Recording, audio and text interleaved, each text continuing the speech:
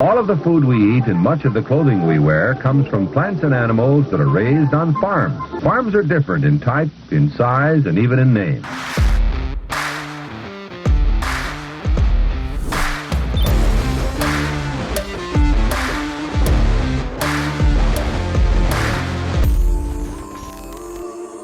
Welcome to Barn Talk. What happens at the barn stays in the barn, but not today. We're going to let it all out for you guys. Today is going to be a Thanksgiving Q&A episode. If you didn't tell, well, if you're listening, you can't tell, but if you're watching, you can see my hat today. Hat of choice is we're looking like pilgrims today. Howdy, in the pilgrim. barn. Yeah, howdy. We came from the Mayflower, so Yes, we're here to fuck shit up and eat some turkey. So we got our pilgrim hats on and we're going to let her eat, but we're going to get into some questions today that you guys have asked, but we're also going to talk a little bit about Thanksgiving and just everything that goes into that and what we're thankful for and all that. And just, we hope that all of you out there have a damn good Thanksgiving. There's a lot to be thankful for, despite all the stuff going on in the world and just, you know, in general, there still is a hell of a lot to be thankful for. If you live in America, you got a house. We take a lot of stuff for granted every day. And yeah, just be thankful and enjoy the time with your loved ones because you can't get it back. So Thanksgiving is one of my favorite times of year. Food, family, football, can't beat it. But before we get into that, you guys know the drill. If you get any value from the show, please share it out with the people that you know. The more that you guys do that, the more that this show grows, the more guests we can have on, the more episodes we can make. It's kind of the ticket to admission to watch or listen to the show. We found it has been the best way to grow this podcast, and we thank you to everybody that continues to share the show, and we love seeing it. Another thing you can do to help us out here at Barn Talk is leave a review on Spotify or Apple. The more that you guys do that, the more credible it makes our show so we can have more guests come to the barn and have some great conversations with us and make more episodes. We love hearing your feedback. We love seeing your reviews on what we can improve or what we can do better or overall what you love about the show. So keep bringing them in because we love seeing those review numbers go up. Last thing you can do to help us out here at Barn Talk is you can support our direct-to-consumer meat business, Farmer Grade, farmergrade.com. Black Friday is live. Cyber Monday is going to be fast approaching. We got a lot of deals going on, 50% off store-wide for Black Friday sale and 50% off store-wide Cyber Monday. Plus, you get a free dry-aged steak with any order that happens on that Monday. So go get yourself some meat. Holiday season is here. Christmas is coming. Load up at your freezer. Have some Farmer Grade meat. And we would appreciate the hell out of you. And you can always use code BARNTALK to save 10% off your order. How are you? Well, even though I have probably had at this point, I don't know, 5-6 pounds of handballs, I could still go for a dry-aged steak. So if you haven't finished your shopping for me, you know, I'd appreciate it. Well, I hear if you stay on the good list and not go to the naughty list. Oh, we've already moved to that, huh? Yeah. Well, it's fast approaching now. Decorations are up, so all right, I'll keep try. up the good behavior, or else it'll be a repeat of last year, and you'll end up with some coal. Dang, charcoal. Tough crowd. I'll get you some charcoal. Tough crowd. Yeah. So. Well, I have a market update today, and we should be thankful that our markets are functioning, although not, I wouldn't say it's terrible. It could be worse, but everything's down a little bit today. Yeah, I don't know. This weather in South America, I think they're putting a little too much into it. They got some rain in Brazil, and you know, there's talk about that Brazil corn is cheaper on the world market now, but I think that's I really think that's a bunch of bull because exports are way off. I mean, way up, way off the charts on the corn market. And, you know, China finally did come in and buy a bunch of beans. I don't know. I still think that this market, in my opinion, I think we're I think we're undervalued for going into the new year. But, I'm probably a little bit partial. But anyway, December corn, $4.29, March corn, $4.41. Locally, best price I could find was $4.16 and $4.25 in Burlington. Beans for January, $11.36. November of next year, $11.19. Locally, $10.79 in Burlington and $10.92 in Quincy. Bean meal, $318 a ton. Wheat for December, $5.36. Hogs, $78.50 for December, and July, $96.20. Edge keeps edging up a little more. Mm-hmm. You may have to pay $100 by July. Probably. So I will. That's not the still first better time. deal. Hogs still a better deal than cattle, though. You get a lot of good meat out of those hogs. So sorry, I'm partial. Cattle for December, $216. Feeder cattle for November, which that should be off. Probably. I guess I don't know when that goes off. $341. Crude oil, $51. Bitcoin, $88,700. Buy. If I had my Jim Cramer box, I'd be like buying. Don't you think? No financial advice, though. It's not financial advice. In fact, you should probably just do the opposite of what I tell you. But anyway, that's all right. The S&P 500 closed today at 66,663. Tesla, $400. Tesla kind of got a haircut, but it'll recover. Gold, $4,075. Silver, $46.28. 30-year and the 10-year haven't changed a whole lot since the last time I did a market update. 4.73 and 4.10. And that is your market update. And if our good friends from Conterra were here today, they would want you to all know that they're thankful for the business they've done this year. They've grown a lot. Good bunch of people up there. They are thankful for the customers that have trusted them with their business, and we're thankful for them for supporting Barn Talk.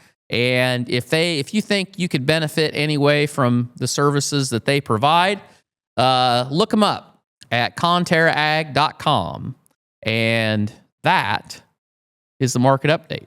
I love it. That was almost professional. That was like one of the better ones you've ever done. One of the most well-spoken ones you ever done. I am pretty well-spoken. There wasn't a lot of rambling that happened, which I'm surprised. Well, I've been trying to get concise. I'm teaching Sunday school now. Are you? Yep. I have to teach Sunday school to the adult class, so they don't put up with much rambling. They'll cut you down. So you got to have a good message and stay on task. So good training for me. Yeah, I'd say so. Yeah. I'm surprised they entrusted you to be the leader of the adults. Well, I think what happened there was it was one of those things where they lined everybody else up, and I figured they were going to ask for a volunteer, and instead everybody just took a step backwards, and I became the volunteer. Nobody told me. Okay. I don't know. It's good. We have good conversation. I believe it. Yep. I'll have to go check it out and see it for myself. But Absolutely. I already hear you enough that I don't know if I can learn another thing from you. The Lord works in mysterious ways, Sawyer. Yeah, he does. He does. He really does. So what are the topics we're going to hit today? What are the questions? Well, I mean, obviously it's Thanksgiving and we have a lot to be thankful, so we probably have to talk a little bit about what's on the menu, what we having, what's your favorite, all those things. But we've got some questions people have sent in and asked, and we get a lot of questions that are kind of the same questions, but they keep asking them, so we keep answering them. It is the time of year. Somebody asked what we did for fall tillage. They saw the video of me chopping stalks and were like, you guys chiseled, you guys ripped, you do whatever.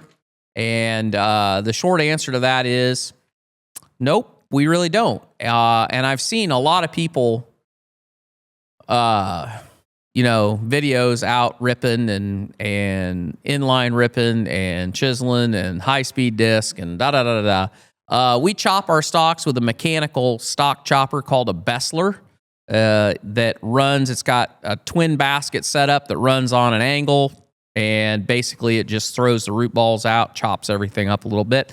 And David runs a chopping head with, I don't know, what do you call those things that are on there? Like stock stompers. Mm-hmm. It's like a rotating wheel that runs right on top of the row.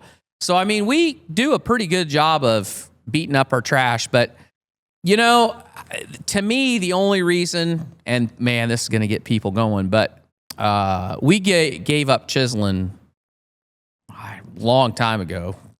Probably been 20 years ago by now when I started kind of easing my way into it. To me, the only reason to till is if you have compaction issues and or if your ground temperature can't get warm enough if you don't till. Yeah, in this neck of the woods, that's not something we have. Like the further north you go, it totally makes sense because you're never going to get your ground to warm up if you don't open that soil up and get it turned over to where it's dark. Totally understand that. For us, we have not had, for one, we haven't really had a fall where it was wet, we were harvesting, and we have a lot of compaction issues. And our yields have been, knock on wood, improving. Over the last 10 years, our average yield has improved pretty consistently. And I think that's mostly due to the quality of our soil, the biology of our soil. And so we don't do much of any tillage. I mean, when you inject the manure the way we do, you're disturbing that soil a little bit. You're getting a lot of dirt mixed up with the stalks, and then we chop after that. And then our bean ground, we don't do anything to that. So that's what we do there. And then somebody asked how much manure we apply. And hopefully, fingers crossed, this fall was the last year that we're going to apply manure traditionally. And David, we need to get David down here for an end of the year powwow. We do need to get him on here for the year. Hopefully this will be the last year that we do dragline liquid manure, and David uses that deer system. And we pretty much put our manure on based off of our nitrogen requirements. And so we're shooting for 160, 180 pounds of nitrogen that we're putting on. And so the flow meter varies that rate.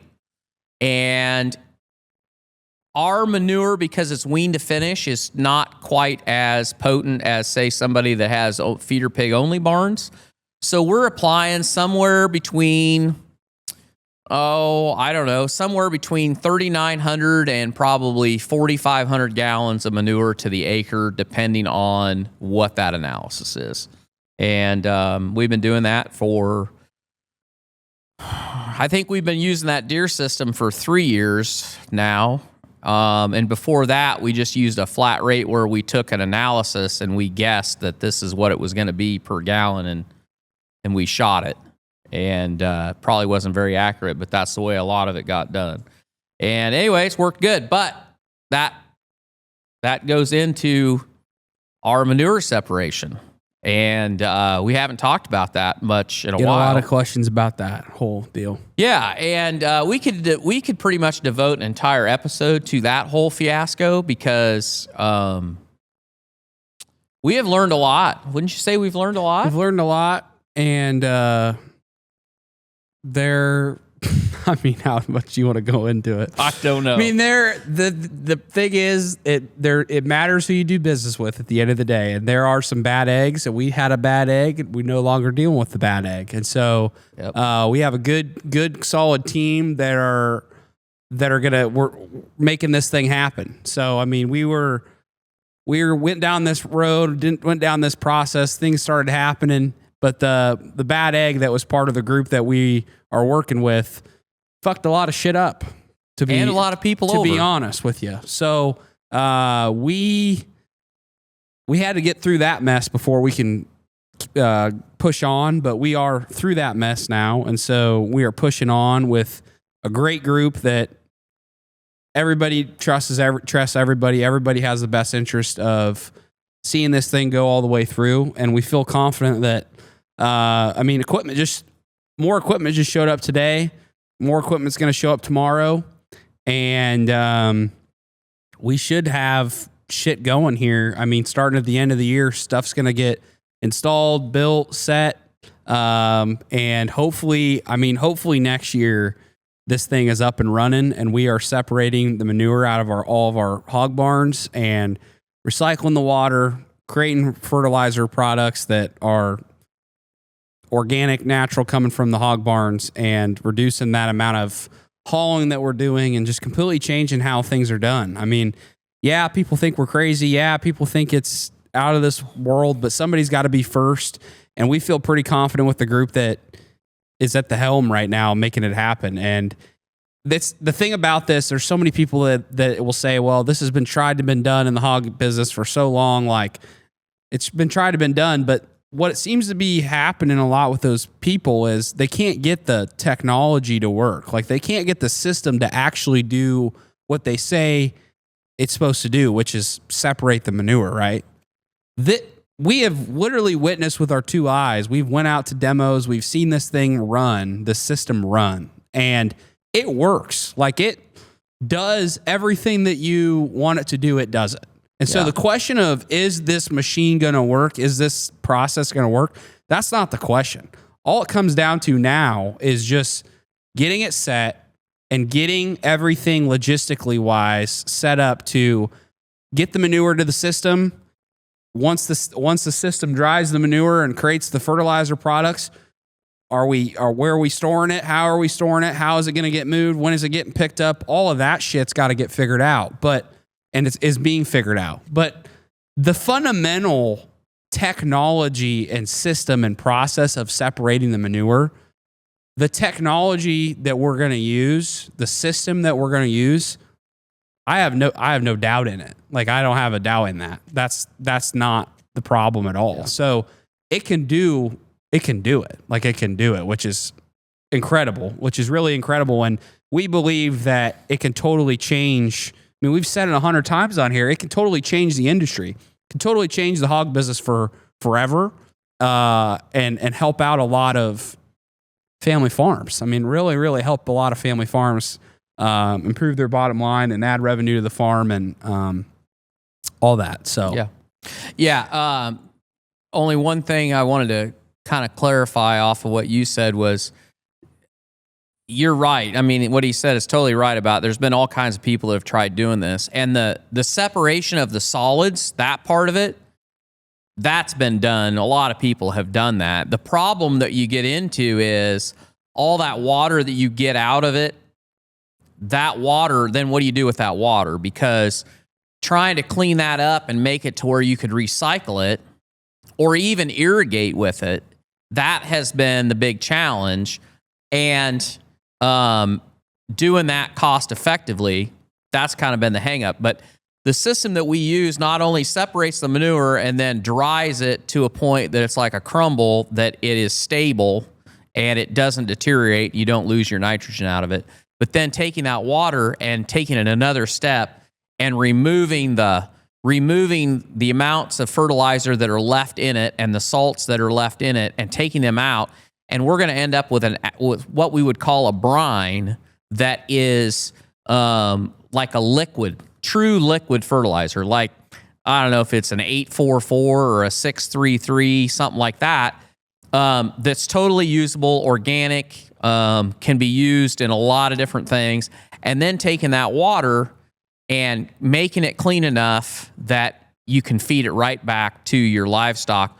Or you could discharge it if you don't want to do that. But it's totally potable water.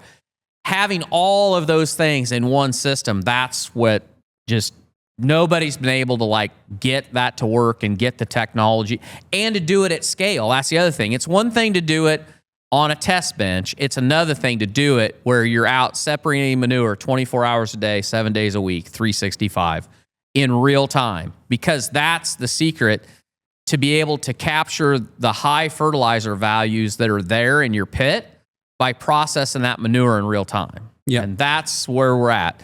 And we're building it right now.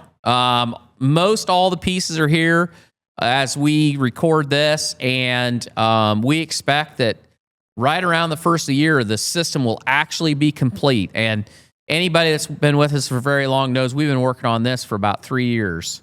And it's been a long road, but I'm the most excited and positive about it that I've been in a long time. Yeah. So I agree with you. I am the same way. Yeah, we're ready to get it. I mean, we're just as eager as all of you. I mean, we get the questions all the time, but we're just as eager. We want to see it through. We want to see it happen. And like I said, it can do a lot of good when it works. So we're really anticipating that, and we're looking forward to that, and we're going to be documenting and showing the entire process. So, yeah. Yep. Okay. The next question we had, we've gotten these questions quite a bit, but a gal sent me kind of a long email about this. It was about succession planning and about how the older generation steps back. Like, how do you let go?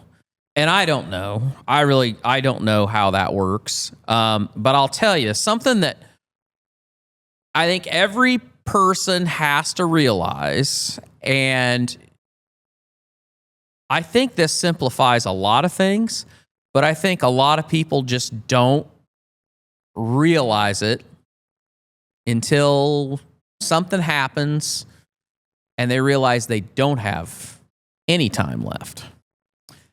So I'm going to turn 55 in 8 months, probably. Yeah, 8 months, 7 months. And so if you think about that, the average man in the United States lives to be 75. So that means that I'm above average as far as that goes in a lot of areas. Oh, jeez. But if you go off the average, I got 20 good planting seasons, 20 good harvest seasons left. Well, when you look at it like that, time's pretty precious. And do you really want to spend your time jacking around, arguing about what the planter's worth, or, how many years the next generation's got to pay for this or pay for that, or, what responsibilities they're going to have? I mean, is that really what you want to spend your time at? I think you have to have. I think we really lose sight of, in this, especially this country, how precious your time is and how precious your life is, and how quickly that hourglass empties. And I have thought a lot more about that in the last year than I probably ever have. And at least in our situation, both of my kids are building businesses outside the farm to where they value the farm, they value that farmland, they value the life that it has allowed us. But it's not like they're dependent upon that income. And let's face it, on the grain farming side, there ain't much income anyway by the time you pay everything. And so my goal is to just gradually try to hand over more responsibility, but work together so that, there's an open line of communication. And I just don't have any time for resentment. Like, I screw shit up all the time. And when my kids screw something up, believe me, they're harder on themselves than I'm going to be on them. Now, they're pretty hard on me when I screw up, though. I mean, they could take. Yeah. They could. Well, I'm just giving it back from when I was a kid. Yeah. At least you don't give me the death grip around the neck. Yeah, that's what I used to get. Because your hands are a lot bigger than mine. I don't know if they are really. Well. So anyway, all of that to say, this is a conversation that needs to happen much more broadly than what it does, because American agriculture is in big trouble. Average age of the farmer, yada, yada, yada. You know that. And there's just a lot of guys out there that are just too stubborn, or they just go with this idea that it's all just they're going to be able to keep farming till the day they drop over dead. That's their mentality. That, it's all going to be fine. And believe me, there is no phrase that anybody uses more than me of, it'll be all right. I mean, I'm an optimist. But at some point, you have to realize that... You gotta be a realist. You have to be a realist. Yep. And time is precious, and your life is precious. And do you really want to spend it, not having real conversations and not seeing the next... Like, my whole thing is I want to see the next generation do way better than I did. I want to see them succeed. I want to see them succeed and know that they don't need me. I'm okay. I mean, they're always going to need me, and they're always going to enjoy having me around. But I think some farmers are afraid of becoming irrelevant within an operation. And I don't know, you just can't think of it like that. Yeah. I mean, there's nothing more sad than a farmer that is 70 years old running the combine and their kid's 50, whatever, and he's never run it. Because dad's too fucking stubborn to let me do anything. Yeah. And that happens way more than what you think. Yeah. And that's some sad shit. Yeah. I'm on the other side of that. And I would say like our family is pretty unique in the fact that, like, I have grown up and I've started to realize there are a lot of families that their pride level amongst each other, against each other, siblings, parents to kids, kids to parents, they are very prideful. Their ego is at an all-time high, and they compete against one another. And competition's good. But when it affects that you can't even do business with your brother or your family because you don't trust them, because their pride is at a level that that they don't want you to be successful. You know that they don't want you to be successful. You know that they don't want you to win as much as they do. Like, that's the shit that I just can't even understand. Like, I come from a family that we all want each other to succeed. We uplift each other. We all we all celebrate each other's wins. When a hard conversation needs to be had, we can have it. And, the ego is left at the door.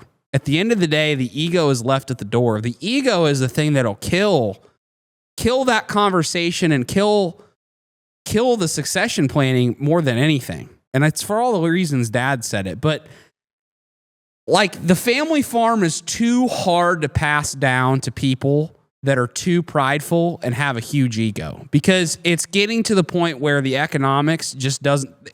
Like, if you want to keep your family farm going, you got to be sound as a family unit of whoever's taking it over. It's got to be sound. There's got to be, have to have a plan. There's got to be, everybody's got to know what's going to happen. There's got to be no ego at the door. And there can't be all this pride. Like, you got to take pride in the family farm, what you do, but selfish pride, I just think at the end of the day, if you want your family farm to succeed, working as a family is really important. Putting yourself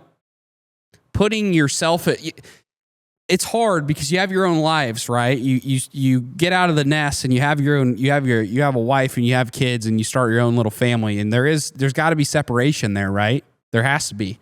And it's hard when you're living on a family farm or working on a family farm things can be tied to another family that's inside your family. It could be tied to your parents.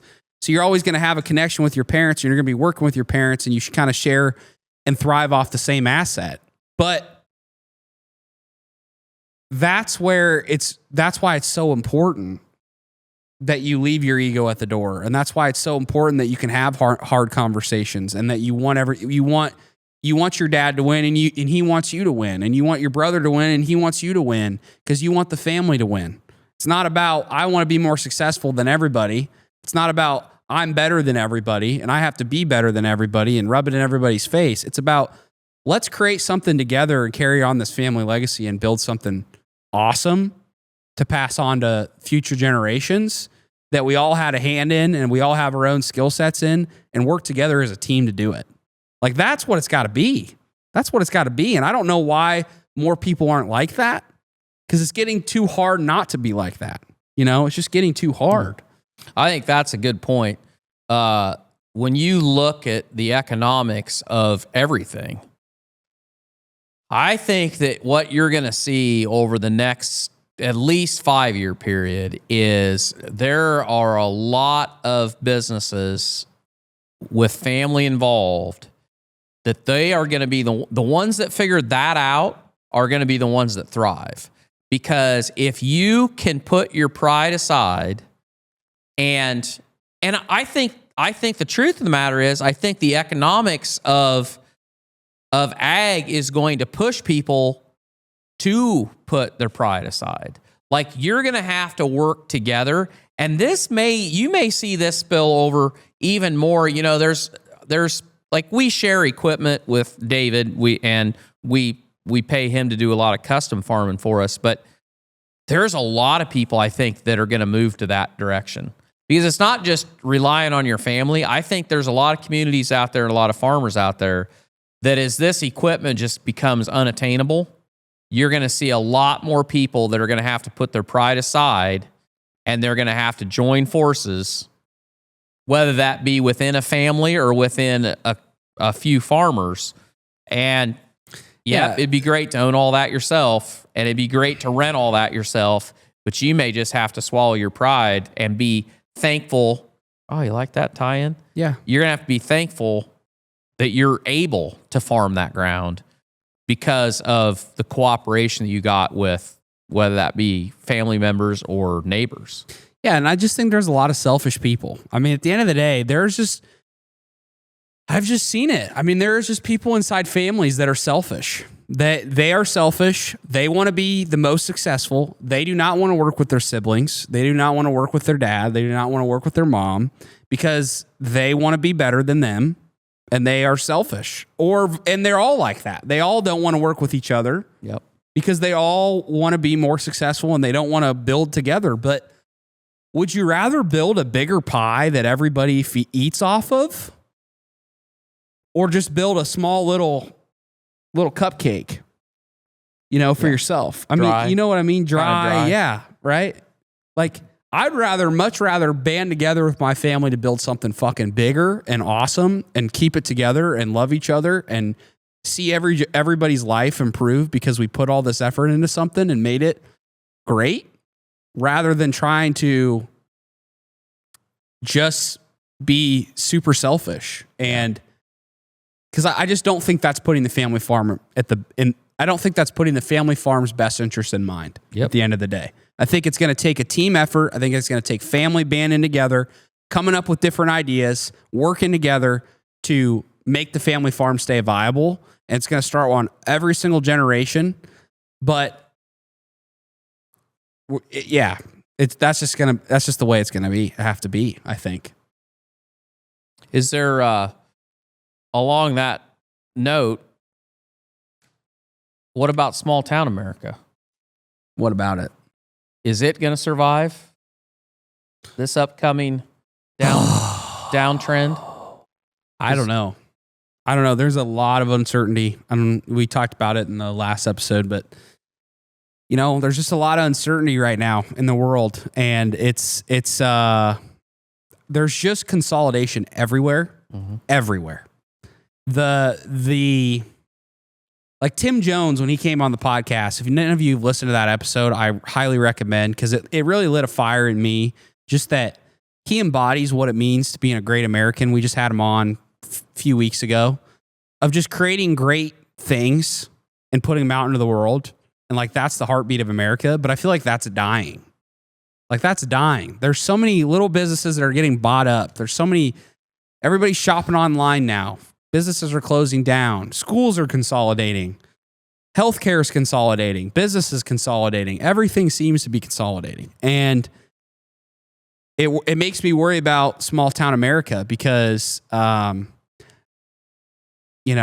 more consolidation, the less small businesses, the less independent business owners, et cetera. But I also feel like what you could end up seeing, though, is there might not be a lot of industry in small towns, but there still is a lot of people living in small towns, because the cost of living is so freaking high to live in the nearest city that you might work in. So you got to live in a small town. Yeah. Because it's outrageous. I mean, you can't even buy a freaking house. Yeah. So it's really hard to say. I want to see my small town continue to thrive, and I want to keep it going in any way that I can. I feel like that's our duty as Americans too, is like, dude, create stuff, build stuff, make stuff great, employ people, bring value to the marketplace, better your community, so that shit doesn't happen to your own neck of the woods. Yeah. Like, that's important. That's important, because that's like the fabric of what makes America awesome, right? And I would much rather keep small towns alive than have to go to a city, because I just think there's so much value in a small town and community and the people and just everything, So it's a really hard question to know. Yeah. And I said this before, but I talked to all my young friends, and we just feel like we're in uncertain times that we've never seen before, or haven't seen in a long time, as far as just like, how long can we keep kicking the can and printing money? How long can we stay in this state? And can we have another 40 years of thriving as Americans and having a relatively good economy? I don't know. With all the factors that are at play, and AI is another thing that worries me. I don't know. I don't know what it looks like, but I'm going to stay optimistic, because that's all you can do. At the end of the day, you can control what you can control, and you can do what you can do. So yeah, be somebody that does shit, make shit happen, helps your community, not make it worse. You know?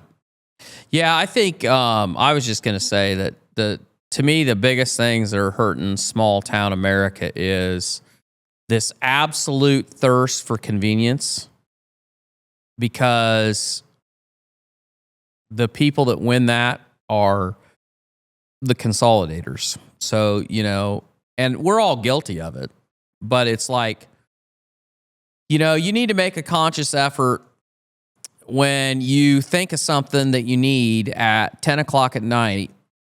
You have a decision to make. Are you gonna click on Amazon Prime for that, whatever it is that you need, and have it shipped to your door?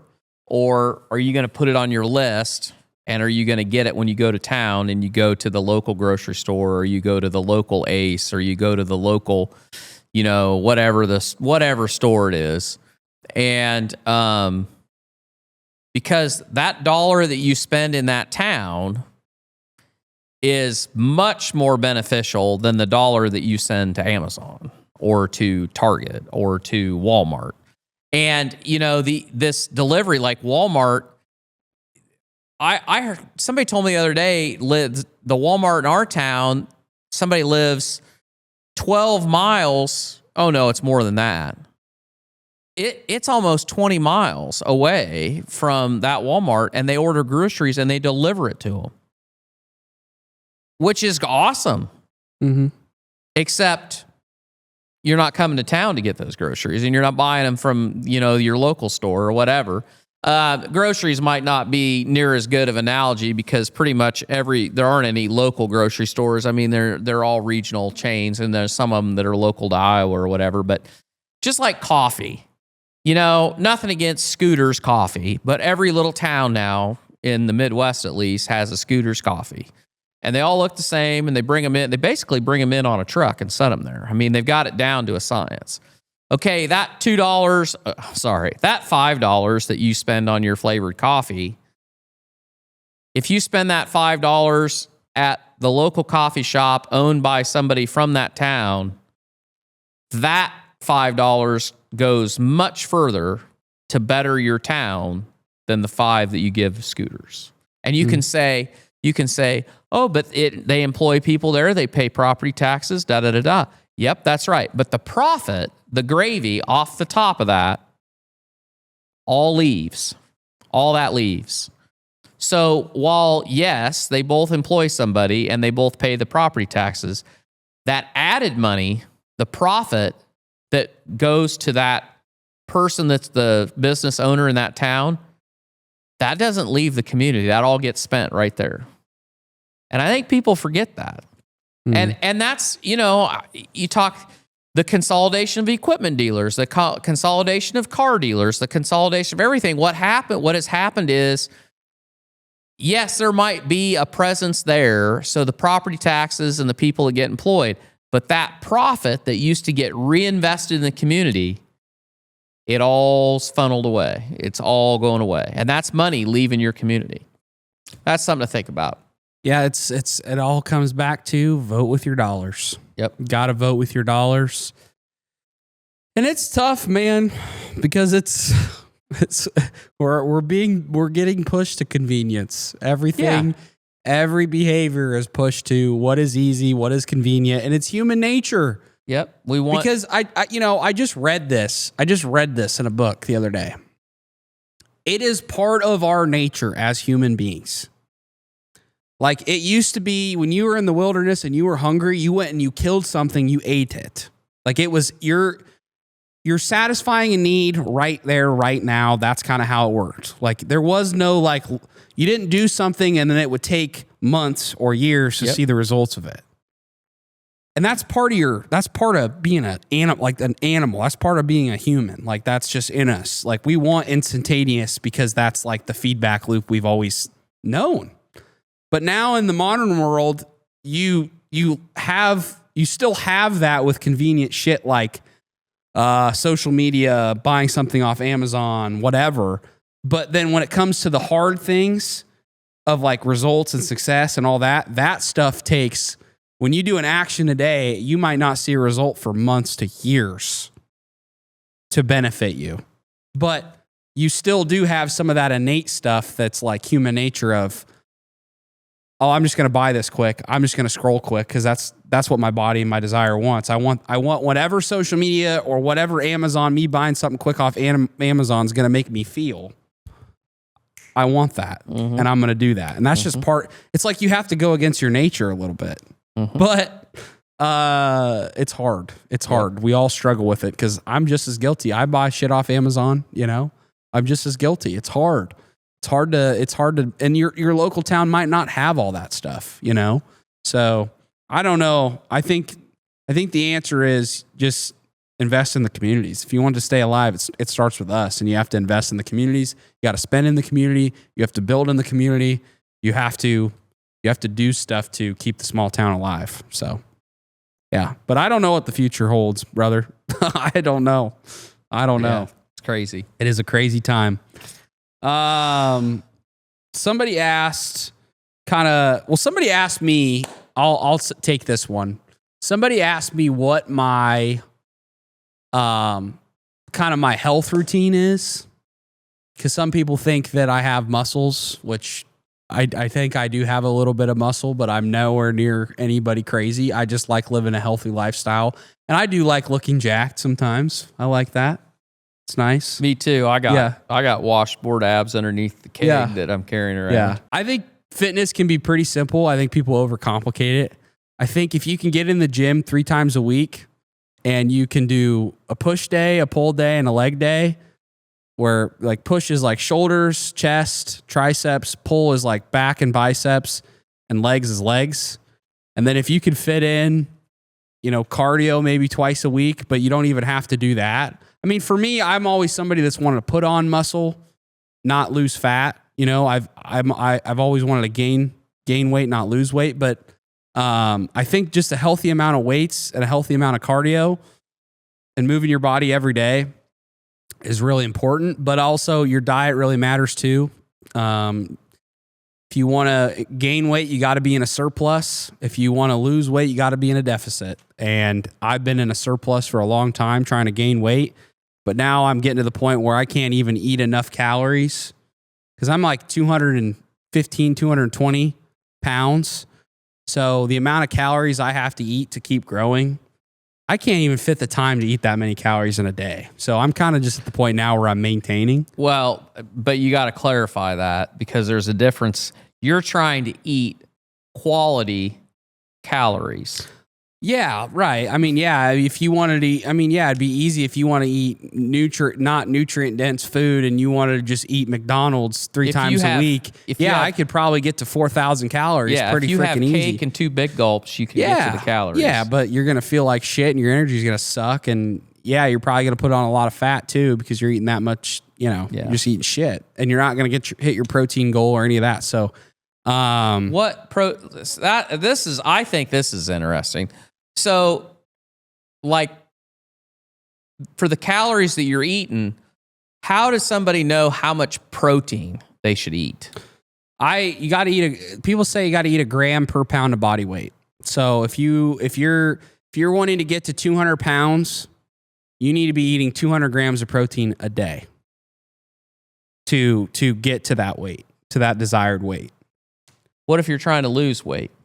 Well, so that's the thing. I think for losing weight, so like if you're somebody that builds muscle and then wants to lose weight, like when you go on a bulk and then you go to cut, I think people slowly start to ramp their calories down, but they keep their macros relatively the same. Besides, unless you're going to step on stage and like compete in bodybuilding, because that requires like you got to carb up really like before you go, or it requires a whole different thing. I'm just talking about the regular person.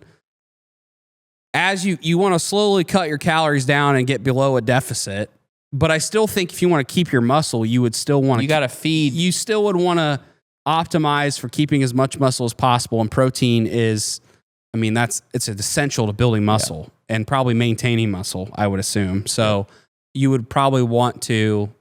I try to eat protein every day and try to hit that goal every day, regardless if I was going to try to lose weight or gain weight, and it also keeps you fuller. That's the benefit of eating more protein when you're trying to lose weight, is it keeps you more full. Yep. If you eat more protein, there's more density to eating protein. I think there's more calories per gram of protein than there are carbs or fats. So you feel fuller when you eat more protein. And that's why I think carnivore works for people, because when you're eating just protein,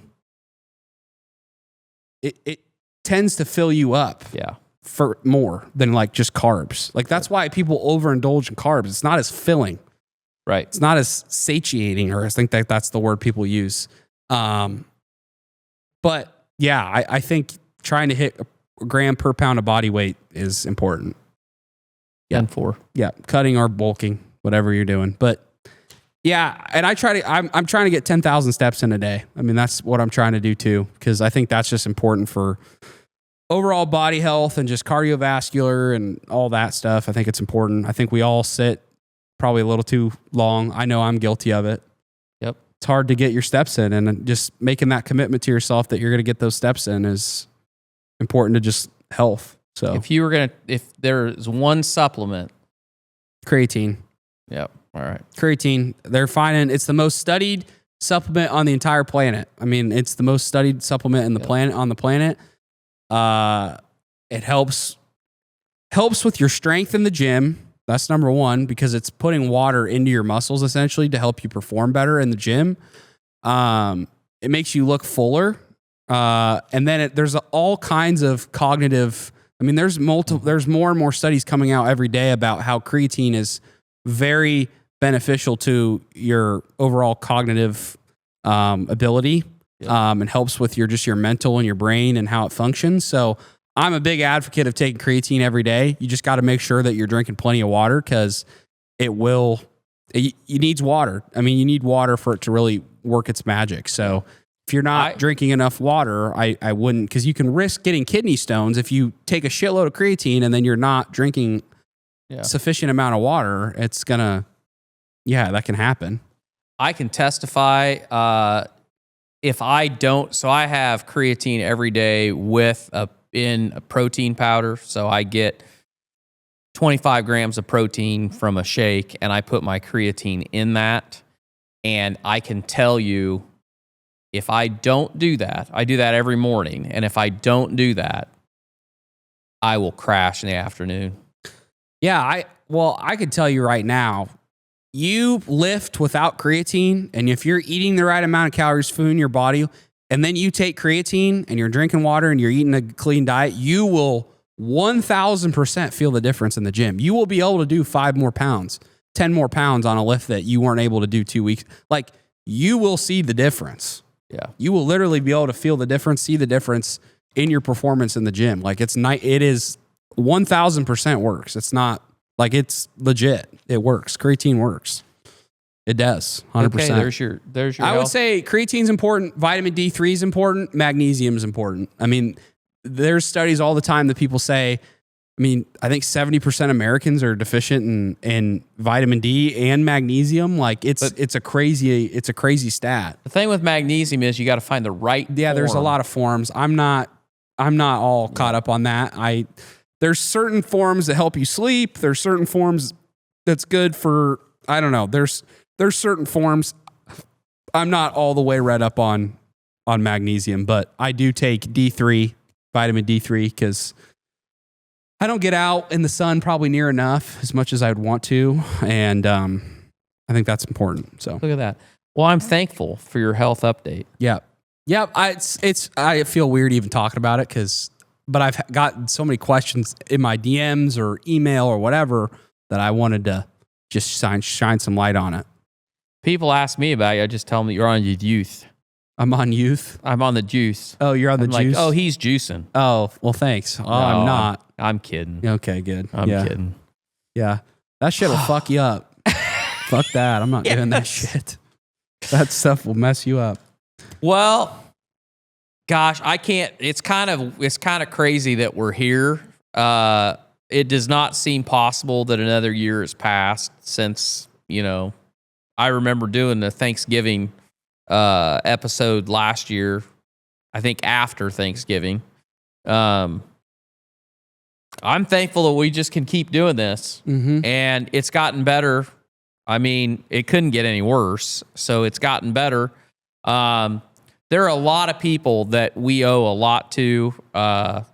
Our editors, the people that help us make the clips. Kiowa, you're awesome. We'd be screwed without you. I don't know who else. Yeah, Kyle was huge. Kyle was at the back making all the clips that you guys see on social media. All the mid-form stuff you see on YouTube. It's a big shout out to Kyle. Sponsors we work with that help support the show and make this dream of shooting a podcast in a barn happen. We love doing it, and we've done it for nothing for a long time, but it's also nice to actually get paid to do it, yep. And invest in it and be able to make the show better. And so we're trying to do that. You guys supporting the show every single week and sharing it and leaving your reviews. This is the best year yet. Yep. It feels like I feel like we're really gaining momentum, and we want to continue to grow the show into something better and better and greater as time goes on. And we could not do any of it without you guys. That's the honest to God truth. We appreciate the hell out of any of you that have ever watched a clip on social media, watched the YouTube podcast, watched a mid-form clip, watched or listened to us on Spotify or Apple.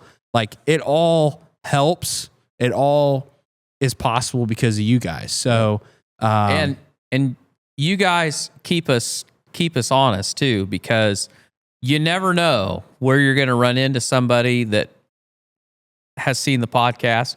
We actually were coming back from up north, and we stopped at Smokey D's in Des Moines, Iowa. Great barbecue joint there in Des Moines, Iowa. And I don't know, it was like 7:00 at night. and we got our food. We're sitting down and we're just talking. And this guy comes up, and I can't remember what he said, but he just happened to be going to a wedding in Nebraska, coming from Wisconsin. They stopped there and ate, and he heard my voice, which my voice, I tell people, it's like there aren't many people that sound like a 15-year-old girl trapped in a 50-year-old's body. So he's like, I heard that voice, and I knew you guys had to be here. Yeah. And I love it when people come up and introduce themselves, but then I always think it's like, well, you always got to be on your best behavior, because you never know when somebody's gonna find you. So yeah, we love seeing you guys in person. I mean, that's so cool to see that and meet you guys and actually see the faces out there that support the show. And yeah, I mean, we're just extremely thankful to even be able to do this. We're extremely thankful to be able to continue to be able to be farmers and farming and just making this all happen. I mean, it all started with a dream, but it only happens if there's people that support it. So all of you guys that support it, you're the reason we're able to do all of it. And like for me with Farmer Grade, like all you guys that have supported Farmer Grade and bought a box, like I see all that. I see those orders come in. Like it means the world to me, because it's a small business. I'm bootstrapping it, getting it off the ground. And I see the people that come from Barn Talking that support Farmer Grade. And like, that's amazing. That's what is so cool about what we're doing. And yeah, I mean, there's a lot to be thankful in our lives. I mean, for all of us, even you guys listening and watching. I mean, we take for granted so many things every single day that people would kill for. Yep. A bed, heat in your house, cooling, AC in your house, food, clean water, a roof over your head. Like, there's people that don't have that stuff in the world today. There's people that don't have that stuff. And it's hard when you've never seen that. Like I say that to myself all the time. I wish I could feel more grateful than I do more often. Yep. But when you don't know what that's like, you've never seen that. Yep. It's hard to feel it. Feel it. But we all know it. Mm-hmm. We all know it. If you're in America, you're a hell of a lot better off than a lot of places. And yep. that's a blessing. So, and if you still have loved ones, and if you are around a dinner table on Thanksgiving with people that you love, that love you, like that's worth more than anything. At the end of the day, it's about the people in your life. That's what matters. So, yeah, I'm just thankful for all those things, right? It's a lot to be thankful for. I'm thankful that there's as much opportunity as there is in the world today. Despite everything going on, I still think there's a hell of a lot of opportunity. There's a hell of a lot of knowledge out there to learn, to go get it and make your life your life. And yeah, I'm just grateful for that. Well said. Yeah. I think it's time for dessert. Yeah, I'm excited for what I think we should talk about what our favorite dishes are. Oh, well, that's easy. Yeah, well, on the menu, we're going to see we're going to be at my uncle's place for Thanksgiving this Thanksgiving, and we're going to have prime rib, ham balls, turkey. Yep. Probably mashed potatoes. I don't know what the sides will be. There'll be some crazy green bean casserole, stuffing, dinner rolls. I'm sure we'll have. I'm hoping there'll be a charcuterie board. I'm sure there'll be 3 different types of pies. Yep. There'll be gravy. Yep. It'll be way too much food. Way too much food. There'll have to be a timeout at some point. Yeah. And then go back to it. And really, let's face it, as we've said before, and you all know, I mean, aren't really leftovers are leftovers the best part of Thanksgiving, I think. Mm-hmm. It's true. It is true. We are courtesy of our guest. We'll be taking an old fashioned kit down there. Tim Jones gave us a Elijah Craig old fashioned kit that has his brand of bitters, or his brand of old fashioned cocktail mix, and we're taking that down to my brother's. So if things get too tough, I can self medicate, but it won't. We'll all get along just fine. But yep. When just before I'm nodding off for the evening from all that tryptophan from that turkey, I'm going to enjoy an old fashioned with the family and. Going to watch the Cowboys. Hopefully, I mean, I haven't looked at the schedule, and I'm pretty sure they're always playing on Thanksgiving. So I'm assuming they're going to be on Thanksgiving, playing on Thanksgiving. But I'm hoping for a Cowboys W. They've made some trades. Jerry doesn't look Jerry doesn't look like a dumbass as much as he did before when he traded Micah Parsons as he is now. Like I think it's kind of coming around that. He might have made some good moves. So the team is looking okay, and we might make a run out of it. So I'm hoping they played well against the Raiders. Yeah, and that doesn't really tell you much. So, but we got a hard schedule coming up. So hoping to see some promise from them. But anyway. Okay. All right. Well, go get them. I think that's going to wrap it up, guys. We appreciate you guys so much. Thank you for all your support all year round. Best year yet. We're only going to get better, and we appreciate the hell out of you. We love you. Hope you have a great Thanksgiving with you and yours, and we'll see you back here next week for another episode.